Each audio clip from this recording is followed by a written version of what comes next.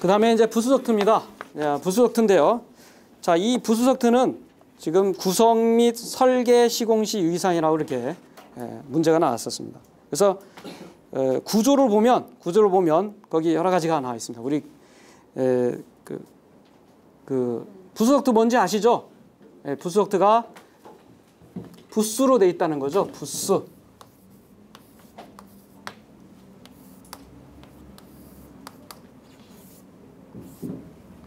도체 자체가 부스로 돼 있는 거죠. 부스로 돼 있는 것을 절연을 시켜서 어떤 그 케이스에다가 넣고 배선을 하는 방법이 부수덕트 방법입니다. 부스. 외국에서는 부스웨이라고 하죠. 부스웨이.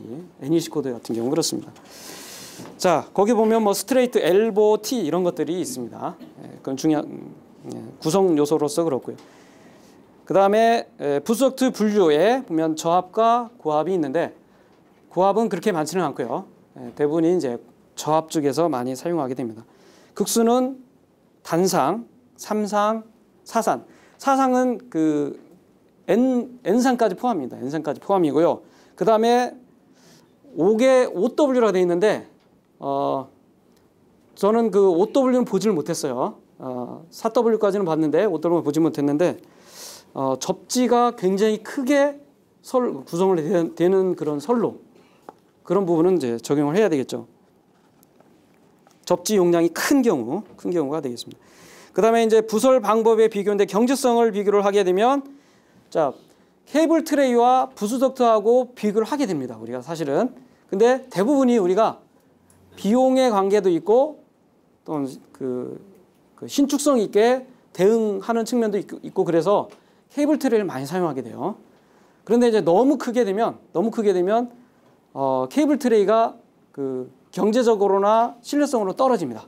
그랬을 때는 대용량의 부수덕트를 써서 배선하는 방법이 훨씬 더 효과적일 수가 있어요.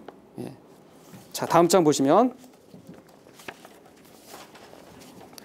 거기 보면 케이블 트레이하고 부수덕트하고 장단점에 대해서 비교를 했습니다. 그래서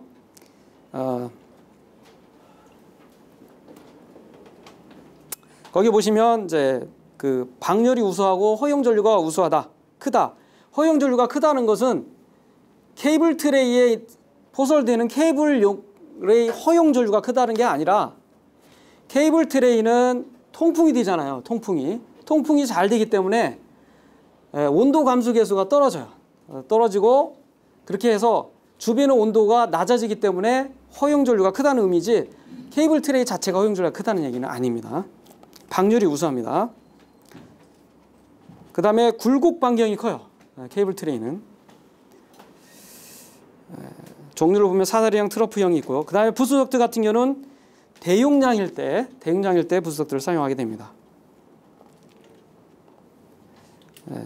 그 다음에 전압 강화가 적고요. 그 다음에 단점으로는 한 번 고장이 나면 부수덕트에서 지락이 한 번 났다.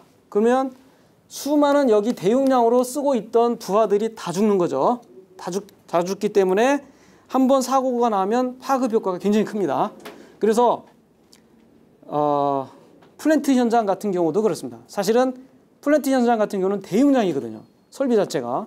대용량인데도 불구하고 부수덕트를 꺼려 하는 경우가 있습니다. 그 이유는 한 번 고장 나면 전체 부하가 다 나가는 거죠. 그래서 위험 부담이 큰 겁니다. 그래서 파급 효과가 크다. 그게 이제 단점이 되겠습니다. 그 다음에 이제 공사시 유의사항입니다. 공사시 유의사항. 한번 쭉 보시고요. 뭐 시설 기준은 3m 이하 간격으로 견고하게 고정을 하고 한번 보시면 될 것 같습니다.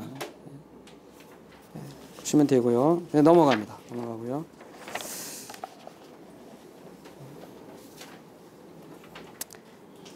28쪽에 보면 접속부 조립 절차인데 부수덕트는 접속부가 너무 많습니다.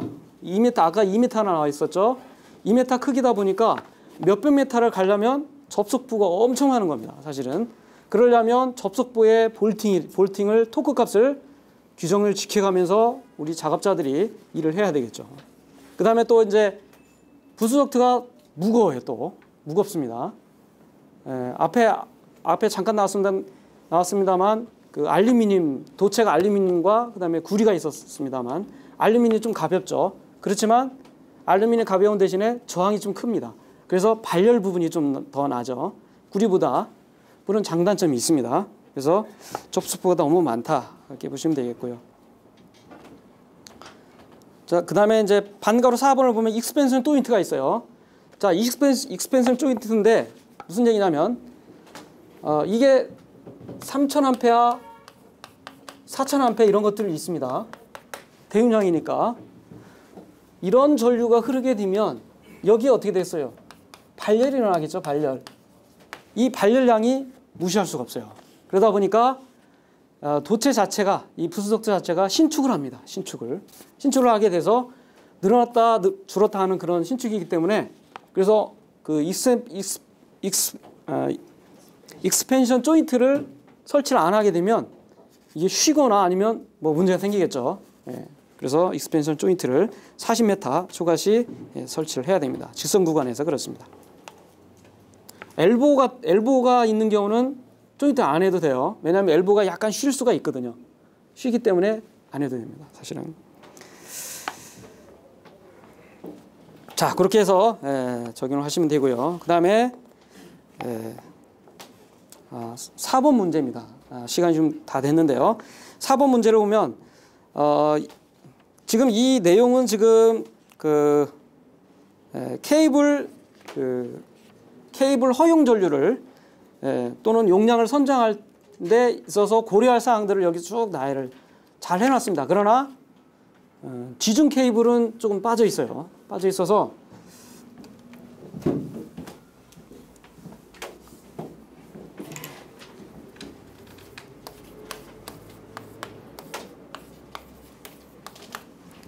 KSC 60364에 보면 케이블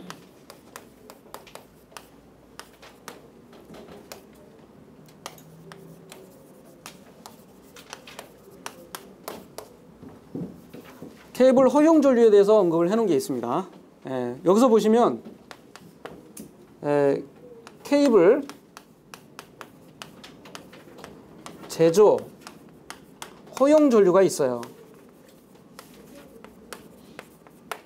예를 들어서 300스퀘어다 그러면 300스퀘어는 750 뭐 이렇게 750A 이렇게 제조 허용 전류가 있고 그 다음에 고려할 사항이 있습니다.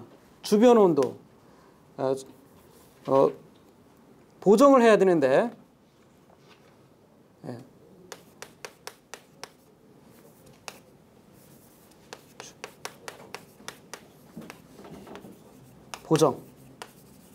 보정을 하고 그 다음에 세 번째 다조포설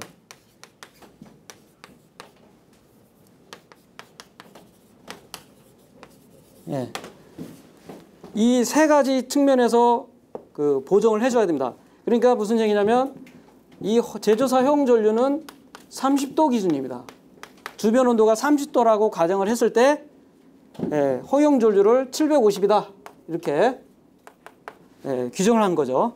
근데 만약에 주위 온도가 40도인 경우가 있어요. 포설을 하다 보면 40도인 경우가 있는데 40도면은 30도보다 높기 때문에 허용 전류 값을 0.78 뭐 이렇게 보정을 해줘야 됩니다.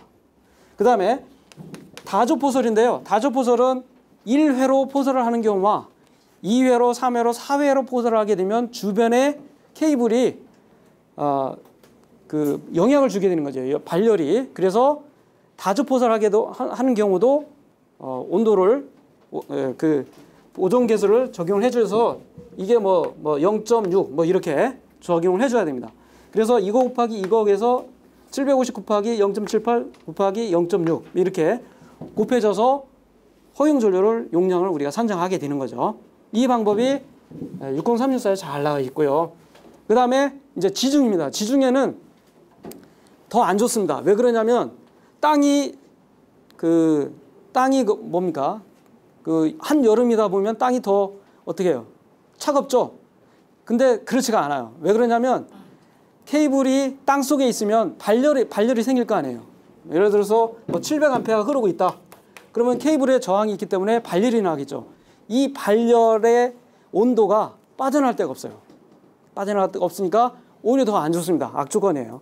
그래서 지중해 그 케이블이 지중 매설할 경우에는 또 다른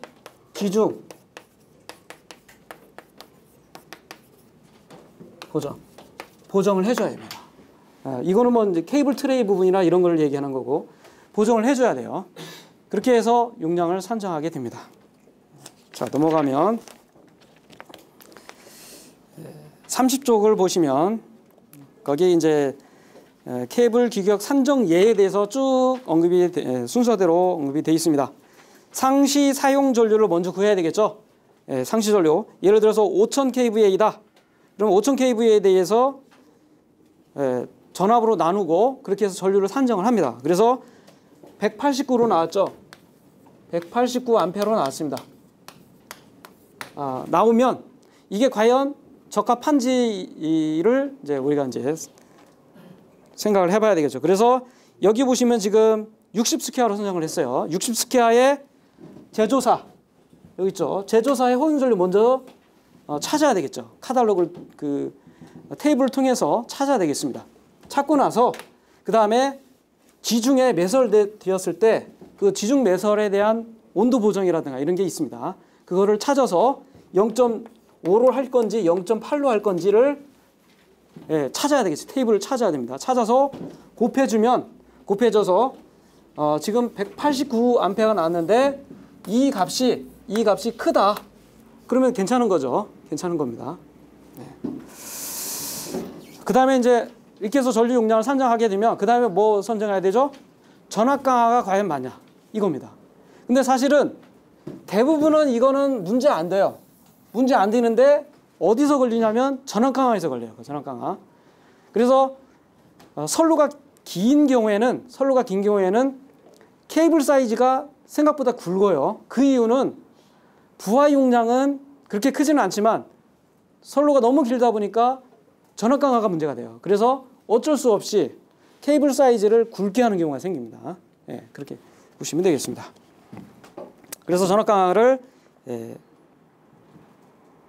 고려를 해줘야 되고요. 그 다음에 이제 단락이 이제 뭐 1초, 2초, 10초 되는 건 아니고요. 차단기가 있기 때문에 차단기에서 차단 트립을 한다라고 생각을 하고 이제 우리가 단락 전류 고려를 하는 건데, 자 그렇게 해서 2교시 그 문제풀이를 마치도록 하겠습니다. 수고하셨습니다.